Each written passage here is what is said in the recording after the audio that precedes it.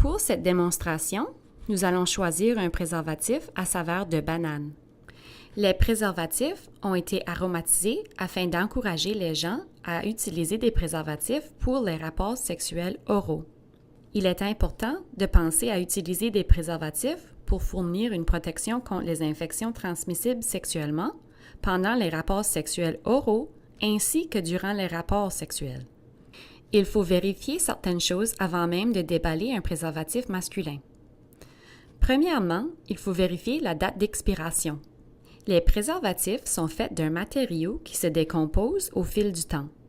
C'est pourquoi il est important de vérifier la date d'expiration. Elle est imprimée électroniquement sur chaque préservatif. Nous devons tâter l'emballage et nous assurer de sentir une poche d'air, ce qui signifie que l'emballage n'est pas troué ni endommagé. Nous voulons qu'il soit fait de latex ou de polyuréthane. Ces deux matériaux sont reconnus pour offrir une protection contre les infections transmissibles sexuellement et le VIH. Il faut savoir que certains préservatifs ne protègent pas contre le VIH, comme les préservatifs en peau de mouton. Faites attention de ne pas l'abîmer avec vos ongles et vos bijoux. N'utilisez jamais vos dents ou des ciseaux pour ouvrir l'emballage d'un préservatif. Pour ne pas endommager le préservatif, nous allons le pousser d'un côté de l'emballage et ensuite déchirer de l'autre côté. Il est important qu'il ait un réservoir au bout du préservatif pour recueillir le sperme. Sinon, les risques de rupture sont plus grands. Maintenant, vous devez vous assurer de ne pas le mettre à l'envers. S'il est à l'endroit, vous verrez la ligne de déroulement entre le condom et la partie roulée, et le condom ressemblera à un petit chapeau.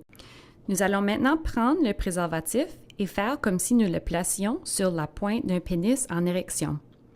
Il faut pincer le bout pour deux raisons. L'une est de s'assurer de créer un réservoir s'il n'y en a pas, et l'autre est de s'assurer qu'il n'y a pas d'air dans le préservatif, ce qui ferait augmenter les chances de rupture. Ça ressemblerait à ceci. Pincer et dérouler avec les deux mains. Maintenant, les deux partenaires sont prêts pour l'activité sexuelle. Après l'éjaculation, c'est-à-dire le moment où le sperme sort du pénis, l'érection commence lentement à disparaître et le préservatif pourrait glisser très facilement.